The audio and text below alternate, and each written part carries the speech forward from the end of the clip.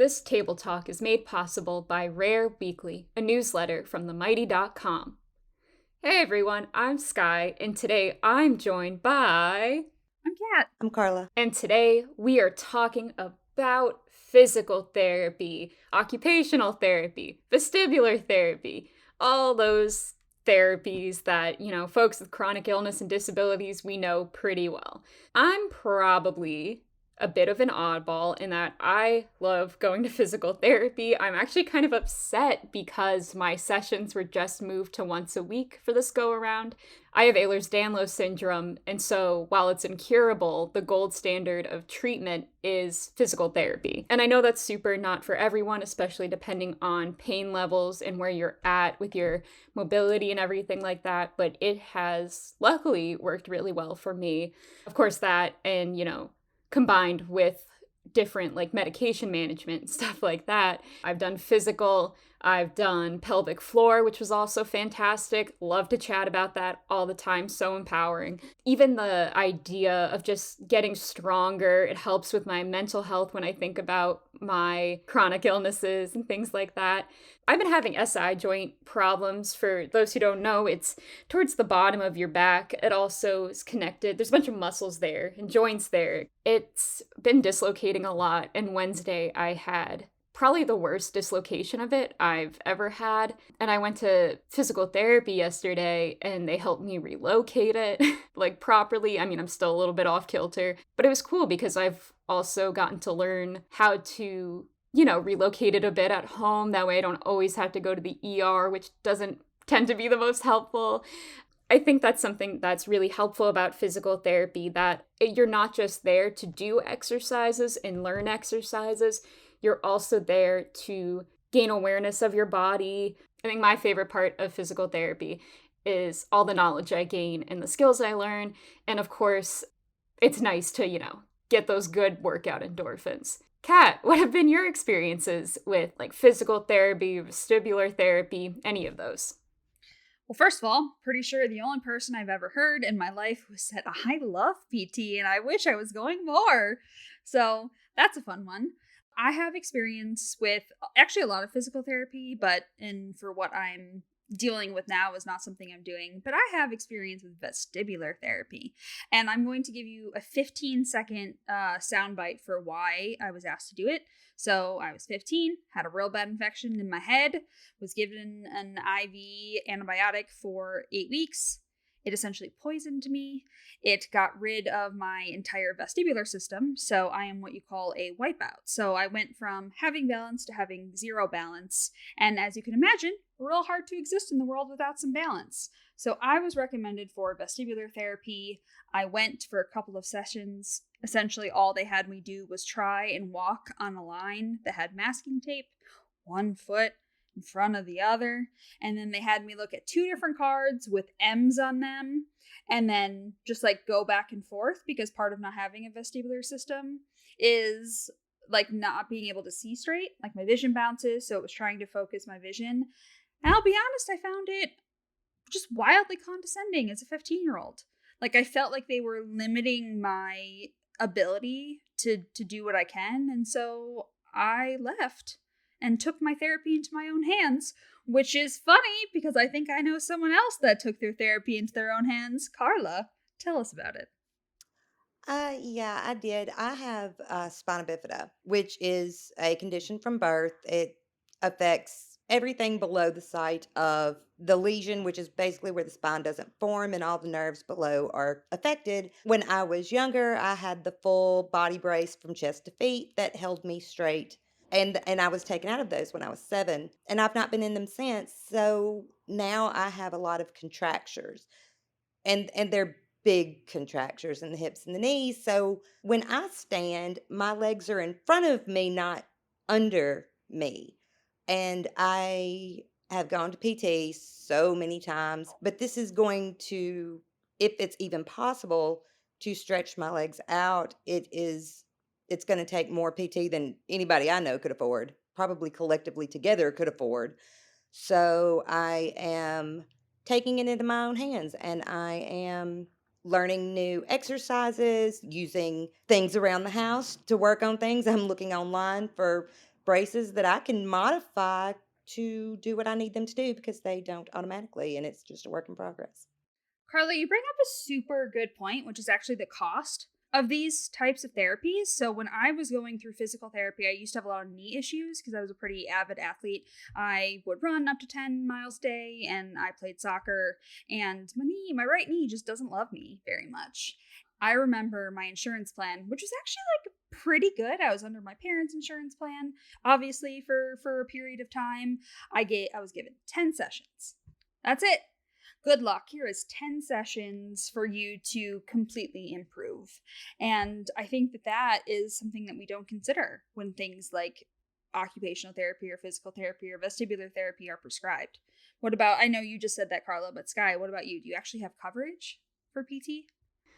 Ooh, I could go off on the current healthcare slash financial system we have here in the US. But as it pertains to this, I'm very, very fortunate and privileged to have coverage. Do I have to pay a disgusting amount in insurance premiums?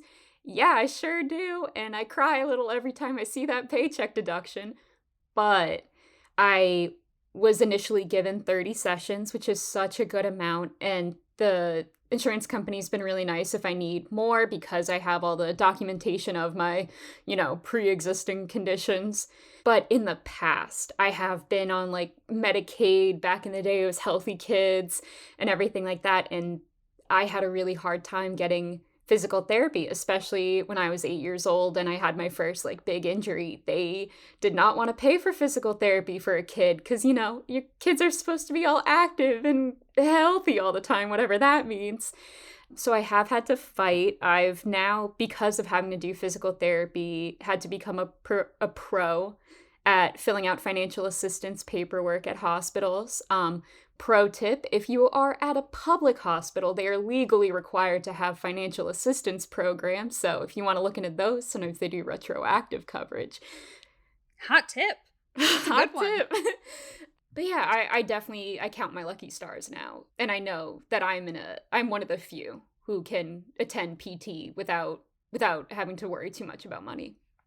I think something else, and Carla, I would love to hear your thoughts here. One thing that I've struggled with PT is like actually staying consistent, right? Because it's not just about going to your sessions, it's about actually doing your exercises when you're home. And so I guess what motivates the two of you to like be consistent and actually like do it? In my particular situation, I have a family member who is a physical therapy assistant.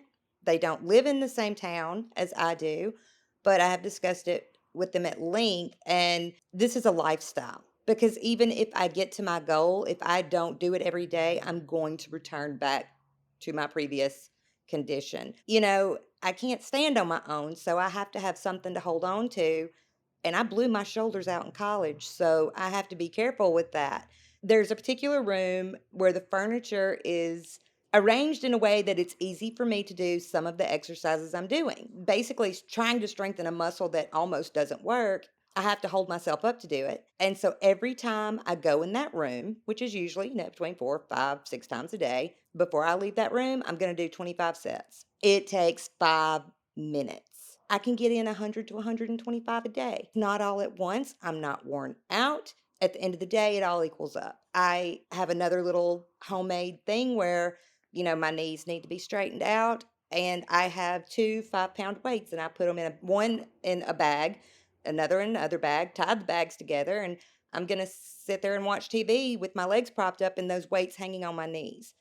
I stack things like that. The bite-sized chunks make so much sense. I feel like that's something that makes it really hard to like follow through on stuff like PT because you think, well, I'm in a PT session that lasts an hour. So that means when I'm at home, I have to dedicate an entire hour all in a row to doing it. And Skye and Carla are currently nodding their heads furiously because you don't. And I think that makes a ton of sense. And perhaps had I been more patient and flexible as a 15-year-old, maybe I would have done a little bit better with vestibular therapy. I absolutely feel that. It's so hard to find motivation, especially on high pain days or if I'm, feeling some type of depressed way, the last thing I want to do is like crawl my butt onto a floor and start doing clamshells. My least favorite exercise. I'm not sure why. Maybe it's because of my bad hip. Is that where you lay down and like you have to move your legs in? Like, well, so there is that one. I actually do it on the side. Like I lay on my side. I do the same like leg shape where my knees are bent. But yeah, I lift like using my hip to try to strengthen those muscles. And I don't know. It's just hard for me. I see a physiatrist on Monday. Maybe they can tell me why. that brings up another thing that I think is really hard to stick with these types of therapies is the progress can be really, really, really slow. And here's the thing, right? If you take a medication because you have an acute issue, typically you are going to see a lot of results or no results or negative results, right? In the form of side effects. And I think that makes it very easy to decide that medication's not for me. I don't know about you. When I've been prescribed things in the past, it was like, well, we're going to take 8 months and we're going to see how far we are after 8 months. And it's like, like that's a really long time to have to wait. And I think that makes those types of therapies, that time factor, really difficult. If you think about it, try to put that in chunks too. Because that's the only way I see myself sticking with this. So I started about 30 days ago. Small wins that are really nowhere close to my goal. Used to at the end of the day, the bottom of my legs were swelled and it looked awful. Guess what? They're not swelling anymore. Just What? that, yeah. Carla. Yeah, and I didn't even expect that to be a thing. It was just a happy accident.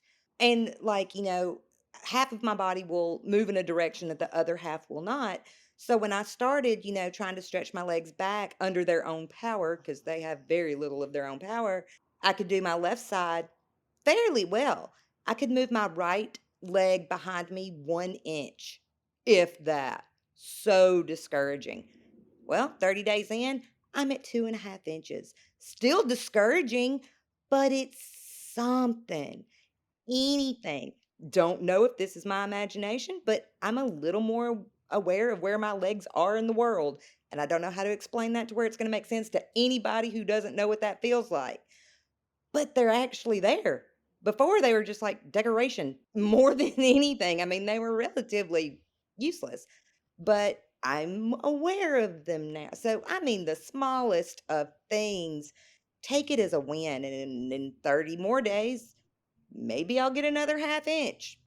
I feel like people with chronic illness are really or disability like are very good at like noticing the small things. I think for me it's like what gets slightly more frustrating is like external point of views where it's like, I don't think it's making any of a difference, Kat. And like, well, if you hear that enough, you start to go, I don't think it is. And you start to doubt that it's all in your head. We should record a whole nother podcast about that exact topic. It can be really tough to see it, but Carla, love that for you. Great progress. It's the little things. Carla, that's so fantastic to hear. And I relate to that. Like just doing those exercises and you become more aware of like where your body is in space and everything. It's kind of mind-blowing also how much like every part of our body is connected to the other and just seeing how all that works. It's kind of a cool reflection. Thank you both so much for this conversation. I loved hearing everybody's perspective, especially so different from my own. And it was great to get some tips from both of you and really great reminders about pacing. Carla, I love what you said, that this is a lifestyle. And that's so important to remember as we get, we might get frustrated or feel demotivated, but this is part of us. And it's great to take care of ourselves in this way. And I think the biggest takeaway, though, is that we know our bodies best. Kat knew to walk away. Carla knows she's got to do her own thing. And I know I like physical therapy. But you know your body's best out there. If you want more conversations like this, subscribe to Rare Weekly by going to bit.ly/rareinbox. That is bit.ly/RAREINBOX. We'll see you in your inbox. Bye, everyone. Bye. Bye.